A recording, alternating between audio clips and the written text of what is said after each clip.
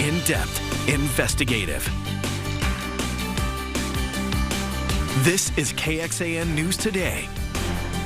The Austin Police Department continues to investigate what it is calling a homicide this morning. It's after staff found a man dead at a North Austin hotel last night. Thanks for joining us. I'm Tom Miller. And I'm Jayla Washington in for Sally Hernandez. Sources tell us that someone stabbed that man. Police believe he was staying at the N-Town Suites. This is in North Austin, right off of U.S. Highway 183. So this is what the scene looked like last night. We got there and our cameras were able to see some police officers out there in that parking lot in front.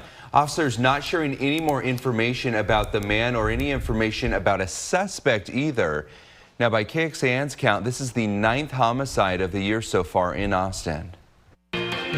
First warning weather with meteorologist Kristen Curry. Well, good morning to you. Let's start with a live look down in Hayes County. Buda, this is the view from our Rock and Dirt Yard camera there. I-35 looking good in this stretch. We do have another round of low clouds this morning. Fog isn't quite as widespread out in the hill country as what it was yesterday. Still kind of dealing with some data issues from overnight, but you can see with the contours right now, Gillespie County still dealing with fog. But temperature-wise, I'm seeing 60s out there across the board. 62 Burnett, 66 Marble Falls, 66 in Bastrop, 64 in Dripping Springs. Now, from those 60s this morning, we've got temperatures this afternoon climbing well above average. Even by lunchtime, we expect to be at 80 degrees, but we don't stop there. With the morning clouds clearing and that afternoon sunshine kicking in, we've got a high of 87 today. Hard to believe that there's actually a cold front coming in today as well. So in your first warning forecast, we'll break down the impacts of this cold front, which will eventually bring us some cooler temperatures, yes, but it's still going to be nice. And there's a second cold front in the back end of the 7 days. So a lot to discuss coming up in your first warning forecast. Thank you, Chris. We want to give a heads up to you. If you're waking up this morning looking at your phone and wondering why it's not working, well, if you have AT&T, you are not alone in this problem. KXAN staff, along with a lot of people online, reporting they don't have a signal. They're seeing that SOS signal instead of bars where you normally see how much service you have. We have reached out to AT&T. We've also checked in with NBC News in New York and are waiting to hear back on if this is a bigger problem that we'll continue to report on. All right. Well, new overnight, an Amber Alert is out for a missing teen from the Houston area. Harris County Sheriff's Office there is looking for 13-year-old Cecilia Alvarado. She has black hair and brown eyes. Police believe that someone abducted her and that she is in immediate danger. If you have any information, you should call the Harris County Sheriff's Department. Austin spent millions of dollars to fight homelessness over the years. They're building shelters, cleaning up camps, and giving out grants to nonprofits for help. But now there is a new company that says it has an app that can help. Pretty cool. This app, it tracks where camps are popping up, and Nabil Ramada shows us how it works and why the community can help figure out how the big issue and how dire it could be. Hidden in the woods, camps like this are scattered throughout Austin. From like the north side down to the far south side. Tents, structures, they vary in size and how many people are living in them. It's hard to quantify, and that is in a sense the nature of the problem. There wasn't ever really a clear picture of, is this getting better, is this getting worse? Morgan Winters and Trevor Sorrells are working to figure that out with their new app, Nomadic AI. It documents and maps out homeless camps in Austin. What we want to do is provide that data layer so that the nonprofits, the city, can actually effectively manage their resources to tailor their solutions. Anyone can help document the camps. There's a population counter, a camp counter, chemicals, any sort of drug paraphernalia that people need to be aware of. A camera pops up when you open the app, allowing users to take a picture or video of what they're seeing. And the user base is comprised of individuals experiencing homelessness, as well as business owners, as well as everybody across the board. The entire city should be involved. On the map, you can drop a point, tell us what's going on. You can also take inventory of camps, so that makes it a little bit easier for people to go through and say, like, hey, this many people are here. The debris level is this high, recommend cleanup. So far, they've documented more than 140 camps. They've also added ways for people experiencing homelessness to request help. We want them to be able to request resources. So we want to partner with nonprofits in the city such that they can say, hey, I would like shelter, and someone can actually come find them and take them to that shelter. Painting a better picture to help get a better understanding of how large this issue is. We don't want people to just like taking pictures. It's not for voyeurism. It's actually to encourage people to get involved and actually try to help. Nabil Ramadna, KXAN News. The app's developers are testing it for bugs and other issues before it is released, and they are aiming to do that sometime in March. The founders also say they hope to partner with some local nonprofits. Going in depth, more than 2,400 people are experiencing homelessness in Austin. Of those, nearly 1,300 were sleeping outside or in cars, and more than 1,100 were sleeping in shelters or transitional housing. This is all according to last year's most recent point-in-time count from the Ending Community Homelessness Coalition, or ECHO. Now, the count is an estimate, but the group does believe it is likely an undercount and that more than 4,500 people are likely unsheltered on any given night. The survey determines how much federal funds are needed to address homelessness. If you haven't already, it's time to get out and vote. Polls for early voting open in a couple hours. There are 12 days left until Election Day, and only less than 1% of registered voters in Travis County have cast a ballot so far.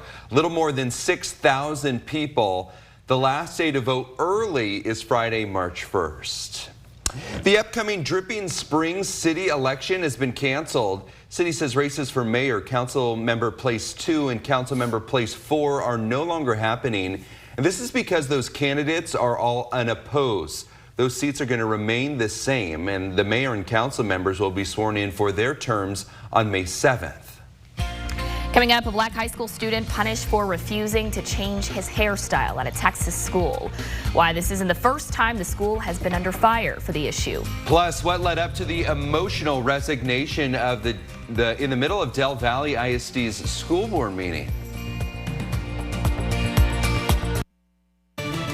Good morning, everyone. Happy Thursday. You're watching KXAN News Today. Happy to be here with you bright and early. Your time now at 4:39. I guess I should say dark and early. That's right. Showing you a live picture from Buda. Traffic moving nicely out there. We're going to check in with meteorologist Kristen Curry in just a bit for a look at our forecast. But first, today, a state judge near Houston will hear the case of a black high school student punished for refusing to change his hairstyle. Daryl George's family says that his choice to have dreadlocks is protected by the Crown Act. That law forbids race-based hair discrimination. The Barbers Hill Independent School District says the dreadlocks violate the dress code, though. The district wants clarification now from the judge, and the school previously clashed with another black student over the dress code, so this has been a problem before. In 2020, Barbers Hill administrators told that student he had to cut his dreadlocks to return to school or participate in graduation. Turning now to some big news out of Alabama. A large Alabama hospital has paused in vitro fertilization after the state's all-Republican Supreme Court ruled frozen embryos are the legal equivalent of children. The University of Alabama at Birmingham Hospital is evaluating the potential that patients and physicians could be prosecuted criminally or even face punitive damages for following the standard of care for IVF treatments. Now, for clarification, IVF is a possible solution for women or couples having trouble getting pregnant. It involves retrieving eggs and combining them in a lab dish with sperm to create a fertilized embryo. The embryo is then transferred into the woman's uterus or frozen in an attempt to create a pregnancy. The ruling is prompting concern about the future of IVF treatments in Alabama and how it might impact anti-abortion laws in other states, of course, like Texas. Still ahead, Austin continues its turbulent relationship with its land development code, why some local builders are concerned about the new home ordinance. And a war brewing in the state's highest criminal court, why the Texas Attorney General is going against conservative Texas judges. Texas and Texas Tech last night at Moody, and this one was a battle from start to finish. And the head coach of the Longhorns was not happy afterwards. I've got it for you coming up. Good morning. This is a live look outside from Buda, our Rockin' Dirt Yard camera showing traffic humming along there. We're going to have a full traffic report looking up and down I-35 in Central Texas in about 15 minutes. First, though, some Austin builders are concerned about what is going on with the new home ordinance. That code governs what can be built and where you live. City leaders, they point to fixing that code as one of the keys to allowing more affordable housing. But major changes leaders have made in the past have actually succumbed to lawsuits, and it has left behind a messy code, one that hasn't had a significant overhaul in nearly 4 decades. City leaders are hoping that their latest round of changes in the home ordinance won't meet that same fate, and they've plugged loopholes to try and ensure that's the case. Still, as KXAN's Grace Reeder explains, some builders worry history will repeat itself.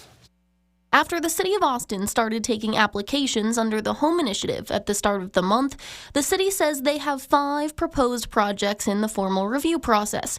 The first phase of that ordinance does things like allow more units to be built on a single-family lot and allow for tiny homes to count as one of those units. It does take quite a while to put together a set of plans. Some builders say there aren't more applications because of Austin's history with this man and his clients. Doug Becker has successfully sued the city over and over again over land development code changes. Some builders are worried even though the city made adjustments to avoid lawsuits moving forward, that Becker has something else up his sleeve. It's very risky to jump right into the new code where there is the chance that it might be held up in a lawsuit for a year or two. And so I think that's had a chilling effect. Becker and his clients successfully undid Austin's land development code rewrite, Code Next, and were most recently in court over several other changes aimed at affordability. They argued Austinites weren't properly notified and won.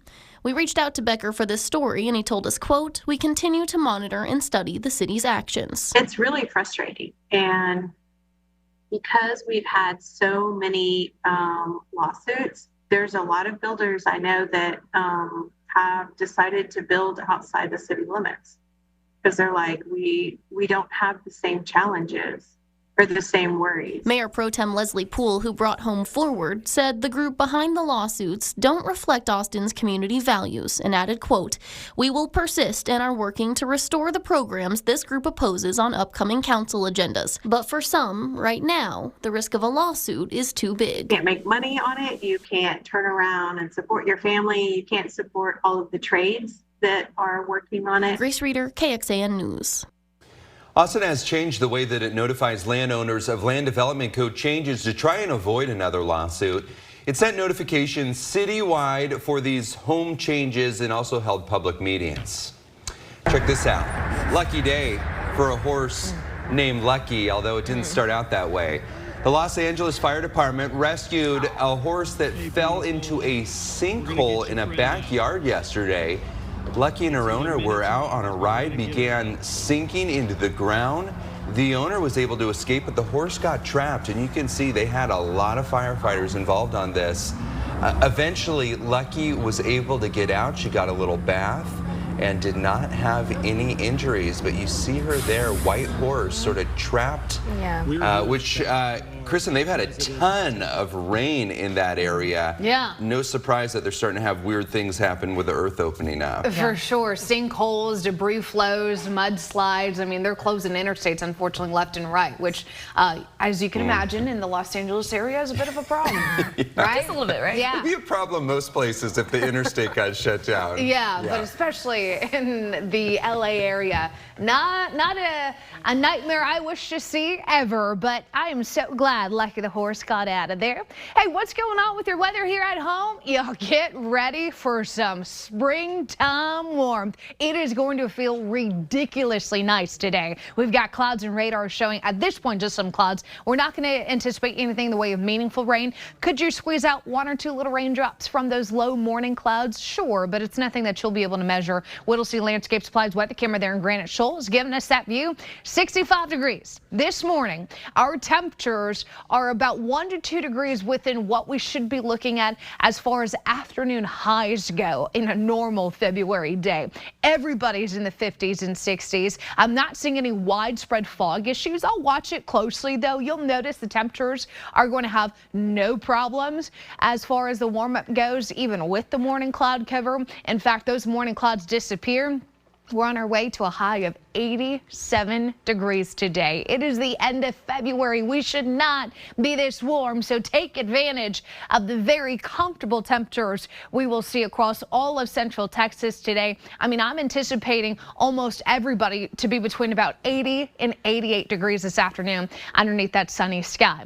Now, the thing about today is there's actually going to be a dry line and a cold front coming through. So what that means is the winds are likely going to be elevated and stay on the elevated side here through the day. The dry line comes first. This is lunchtime. You'll notice those winds out of the west-northwest gusting to about 20 to 25 miles per hour. Then we get into this evening and you'll notice more of a northerly wind. That's the cold front. So dry line, then a cold front. All that means is the winds will stay between about 20 to 25 miles per hour, but they'll shift directions, coming more from the west initially and then more out of the north later on tonight. Wildfire danger high in the hill country. That's the one downside of today, is that dry line brings in much drier air, right? And the fact that the wind speeds are going to be a problem at times means we have a recipe for a not great situation if a wildfire were to break out. So we're trying to mitigate that if. Please make sure you're doing everything you can to be mindful of what you're doing outside, right? That means not throwing out cigarette butts when you're driving, not parking on dry grass, things like that, not dragging chains. High pressure is in control, so we're not anticipating rain anytime soon. In fact, our temperatures, although a little cooler tomorrow into Saturday behind the front as that cooler air catches up, it's not going to mean any sort of drop in temperature significant enough to need your jacket again, and you're not going to need the raincoat either. So short sleeve kind of weather for the next 6 to 7 afternoons, y'all. 7-day forecast shows 87 today. Here's what I'm talking about. Yes, it's cooler tomorrow and Saturday in those mid to upper 70s, but who are we to complain, right? We should be in the 60s this time of year. 80s get back in here on Sunday. We'll take those 80s into the start of next week. Another cold front comes in on Wednesday of next week, drops us back down to the 70s again. Right now, not seeing any impressive rainfall outlooks here, so we'll go with dry skies for the moment, and you're noticing your overnight lows well above freezing for the next 6 to 7 nights. Kristen, thank you. A community northeast of Houston is remembering an 11-year-old girl who died. Audrey Cunningham's body was found in the Trinity River near Houston earlier this week. And last night, people in the Livingston, Texas area gathered for a candlelight vigil, many wearing purple to honor the little girl. A family friend is now charged with capital murder in the case. Investigators say 42-year-old Don Stephen McDougal was supposed to drop Audrey off at the school bus stop, but she never made it. Authorities say her body was then found tied to a large rock underwater. The families involved in a case that captured national attention have resolved a civil lawsuit. The parents of Gabby Petito reached an agreement with Brian Laundrie's parents. Investigators say Petito died in 2021 while on a cross-country road trip with Laundrie. That lawsuit claimed Laundrie admitted to his parents that he killed Petito before he returned home from that trip. They also claim that by not coming forward during the searches for Petito and Laundrie, that Laundrie's parents acted with malice or great indifference to the rights of Petito's parents. The terms of that agreement have not been made public. Well, you may get some of your student loan debt canceled. Good news this morning. The Biden administration is canceling $1.2 billion in student debt for more than 150,000 borrowers. This phase of saving on a valuable education plan comes 6 months earlier than originally planned. And it'll help some borrowers who have been in repayment for a decade or longer and originally took out $12,000 or less. Under the SAVE plan, a borrower can receive forgiveness after an additional year of payments for every $1,000 borrowed above the $12,000. The U.S. Department of Education says eligible borrowers will be receiving emails this week and do not need to take any further action to receive relief. This is KXAN Sports, brought to you by Thomas J. Henry. Good morning to you. Another battle between Texas and Texas Tech, and this is the final scheduled matchup between the UT women and the Lady Raiders. 112th edition. Longhorns won easy in Lubbock earlier this season. Much different story last night for the Longhorns against a team with just 5 Big 12 wins. Early on, they jumped out to a 9-point lead. Then it became a battle. Taylor Jones had 15 of her 19 in the first half. Texas up by 6. Jones with the steal. Gisela Mall with the run out for the layup. Horns only up 4 at the half, though. And Madison Booker spent a lot of the second half on the bench with fouls. And Texas Tech just kept knocking down threes. Kelly Mora gives Tech the lead at the end of the third until Shea Holly answers. So Texas up by 2 after 3. Then the Longhorns start to dominate in the paint. Amina Muhammad, 16 points, 15 rebounds. Deanna Gaston, the and one, she had 12. Longhorns extend it to a 7-point lead, and then up by 6. Shaylee Gonzalez, the 3. They only hit 3 from beyond the arc. Then Krista Gerlich gets a technical foul. Looks like Texas would pull away. Did not happen. Up 9, Jasmine Schaefers gets the 3 on the kind bounce. She had 27. And Texas fouled on the play. Tech got the ball, scored. It was a 5-point possession. Then the Longhorns had to play keep away, hit free throws, and Madison Booker did just that. She hit 10 for 10 from the free throw line, scored 14. Longhorns survive by 5, and Vic Schaefer less than thrilled with his team's effort. We're lucky we aren't learning the hard lesson tonight with a loss. And in my mind, we deserve to lose. We didn't honor the game tonight. We didn't play hard.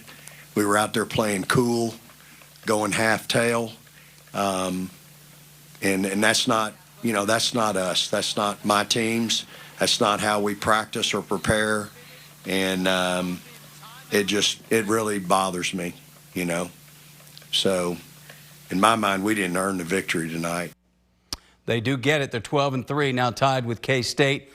Alone in second place, though, 2 teams tied for second. Oklahoma a game up. Longhorns go to Central Florida Saturday, then at OU. Final regular season road game could be for a piece of the Big 12 regular season title. Back to you. Thanks, Roger. And for those listening on the KXAN Today podcast, thanks so much for joining us. Here is what else we're tracking at 5 on KXAN Today.